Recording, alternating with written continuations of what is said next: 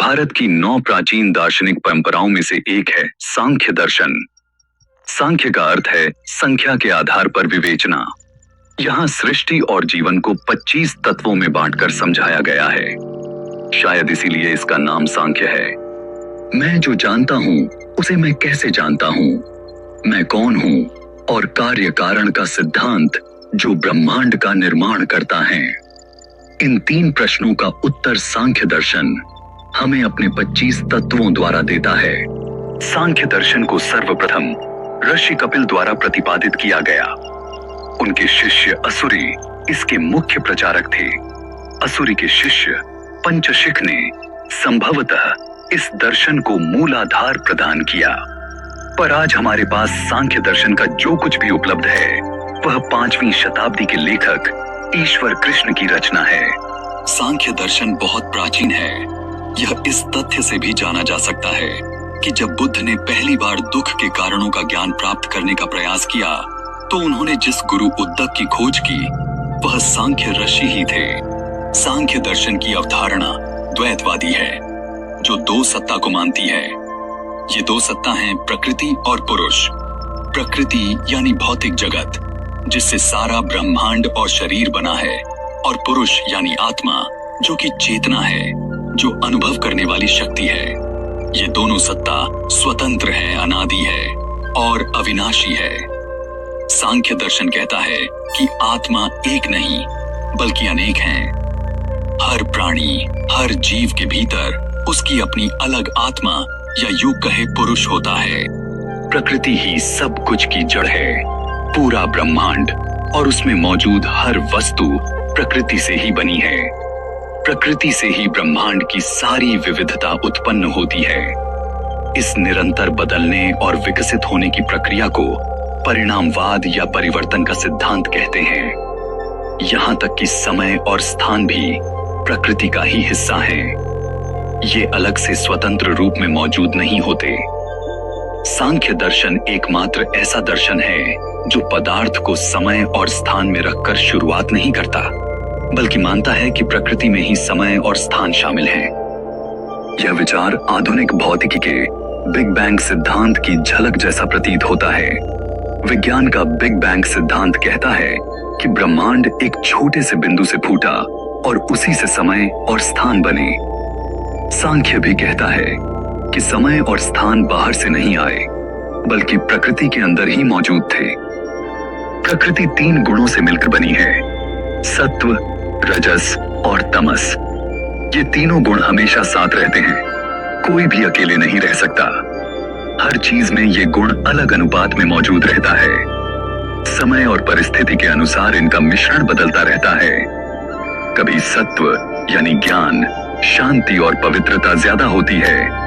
कभी रजस्य के यानी क्रियाशीलता, इच्छा और ऊर्जा ज्यादा हो जाती है, और कभी तमस यानी आलस्य, अज्ञान और जड़ता हावी हो जाती है।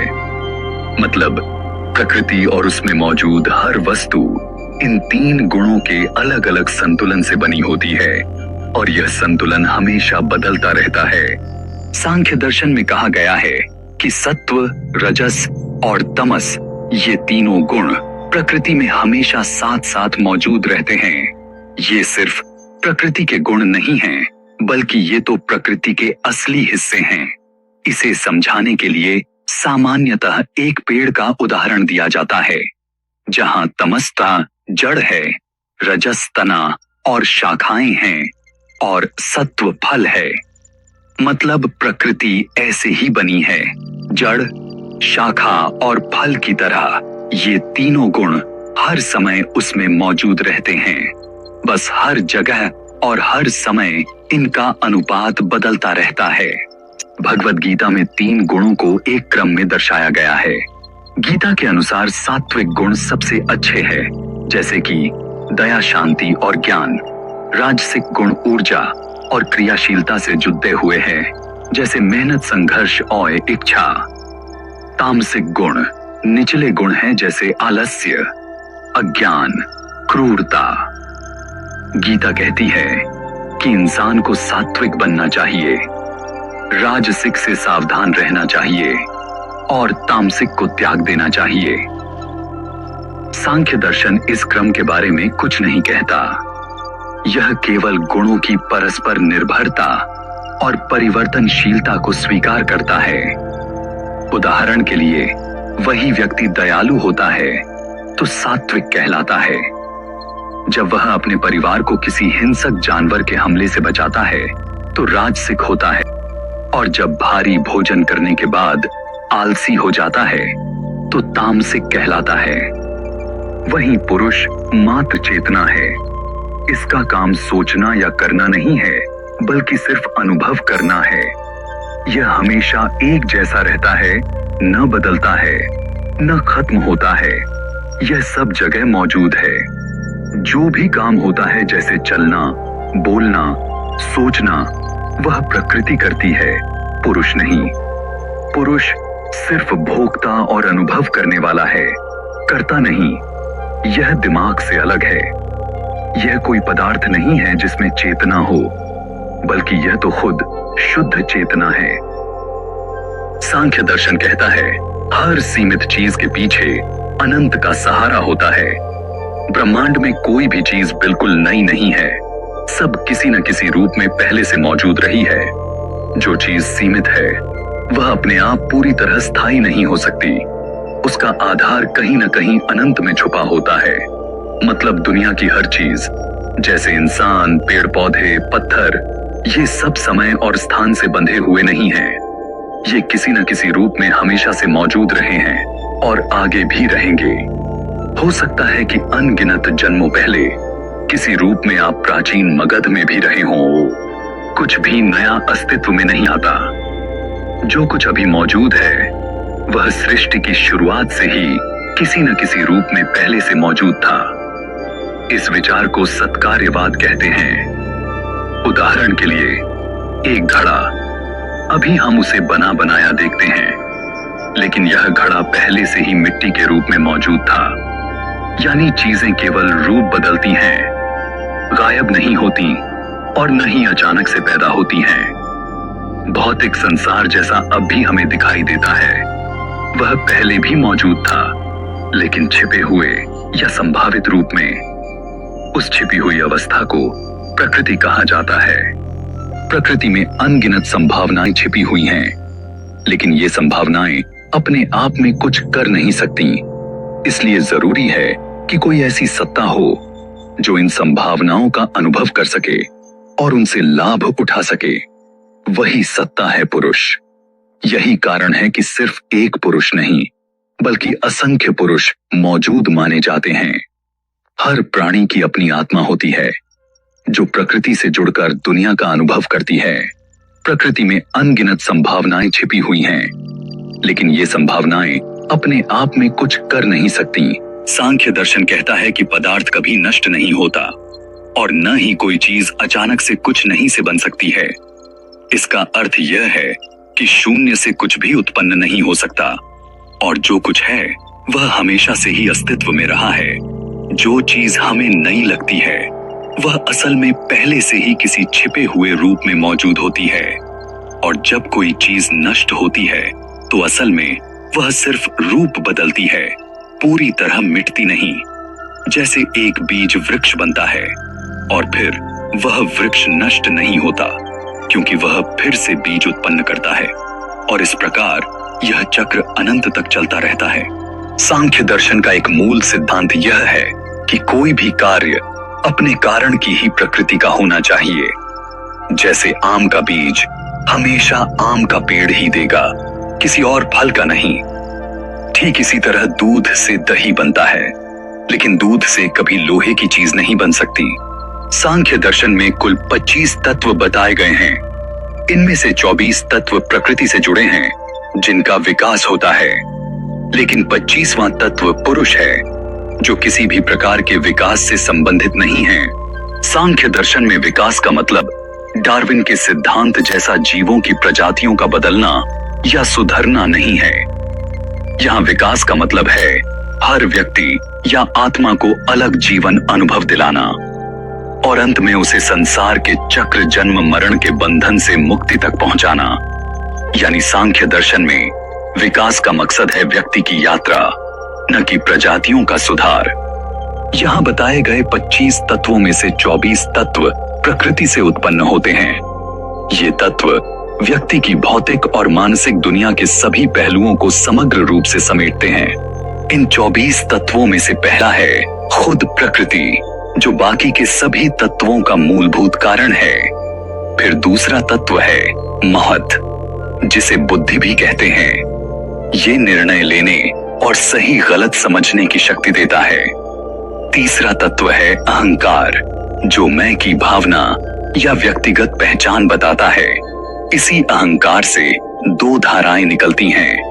पहली धारा है मानसिक तत्वों की और दूसरी धारा है भौतिक तत्वों की। मानसिक तत्वों की सूची में पहला और मुख्य धारा में चौथा तत्व है मन, जो कि इंद्रियों से जानकारी लेकर सोचता है और समन्वय करता है। इसके बाद 5 ज्ञानेंद्रियां है, जो कि 5वें, 6ठे, 7वें, 8वें और 9वें क्रम में आती है। पहली ज्ञानेंद्रिय है काकसुस, मतलब देखने की शक्ति। दूसरी है श्रोत्रा, यानी सुनने की शक्ति। तीसरी है घरना, यानी सूंघने की शक्ति। चौथी है रसना, यानी चखने की शक्ति। और 5वीं है त्वचा, यानी कि छूने की शक्ति। इसके बाद 5 कर्मेंद्रियां हैं, जिनका क्रम है 10वां, 11वां, 12वां, 13वां और 14वां। पहली कर्मेंद्रिय है वाक, यानी बोलना। दूसरी है पनी, यानी हाथ। तीसरी है पद, यानी पैर। चौथी है पायु, यानी मलत्याग करना। और 5वीं है उपस्था, यानी प्रजनन करना। इसके बाद भौतिक तत्वों की सूची आती है, जिसमें 5 तन्मात्रस है। मुख्य सूची में इनका क्रम 15वां, 16वां, 17वां, 18वां और 19वां है। इसमें पहली तन्मात्रा है शब्द, दूसरी है स्पर्श, तीसरी है रूप, चौथी है रस यानी स्वाद और 5वीं है घरना यानी गंध। और फिर आते हैं 5 महाभूत, जिनका क्रम है 20वां, 21वां, 22वां, 23वां और 24वां। और ये 5 है आकाश, वायु, अग्नि, जल और पृथ्वी। इस तरह ये 24 तत्व प्रकृति से निकलते हैं और व्यक्ति की सोच, मन, इंद्रियां, क्रियाएं और पूरी भौतिक दुनिया को समेटते हैं। और 25वां तत्व खुद पुरुष है। सांख्य दर्शन के अनुसार हम जो जानते हैं उसे कैसे जानते हैं, इस प्रश्न का उत्तर जानने में जो 2 तत्व सबसे अहम भूमिका निभाते हैं वो है बुद्धि और अहंकार। एक उदाहरण द्वारा इसे समझते हैं। मान लो आपने आम खाया तो जिह्वा इंद्री इसका स्वाद महसूस करगी, फिर मन इस स्वाद की जानकारी को आगे भेज देगा। फिर बुद्धि तुरंत निर्णय लेगी कि ये आम है और इसका स्वाद मीठा है। फिर अहंकार कहता है मैंने आम खाया और मुझे इसका स्वाद आया। इस तरह बुद्धि बताती है कि ये क्या है और अहंकार इसे उसे आपके अनुभव से जोड़ देता है। इस प्रकार हम जो भी जानते हैं उसमें बुद्धि और अहंकार की सबसे अहम भूमिका है। वही मन इंद्रियों द्वारा भेजी गई जानकारियों को इकट्ठा करता है।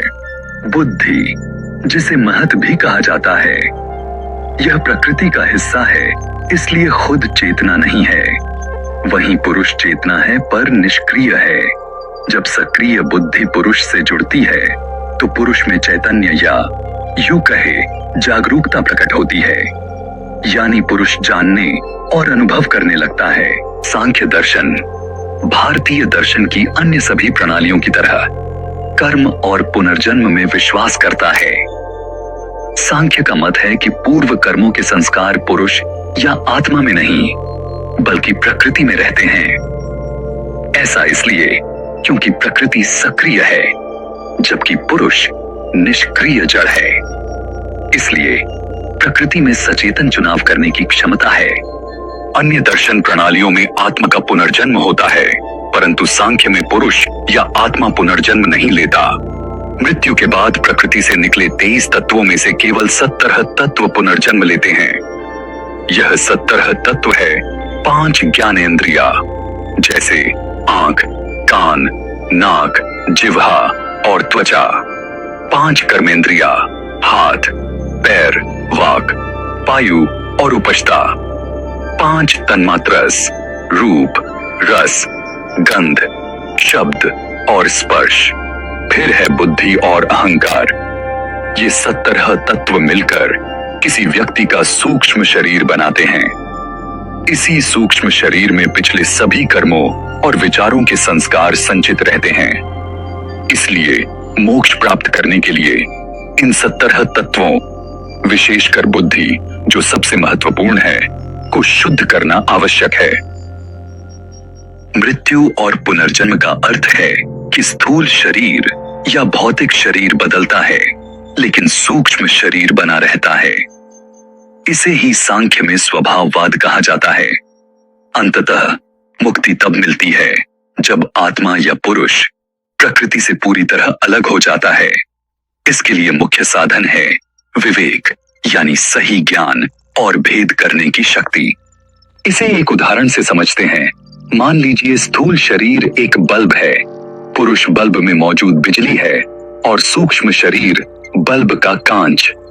अब अगर बल्ब यानी स्थूल शरीर टूट भी जाए तो बिजली यानी पुरुष पर कोई असर नहीं पड़ता, पर कांच यानी सूक्ष्म शरीर अगले बल्ब यानी स्थूल शरीर में चले जाते हैं। सांख्य दर्शन में कर्म का नियम स्वतः संचालित होता है और यह ईश्वर की इच्छा से स्वतंत्र रूप से कार्य करता है।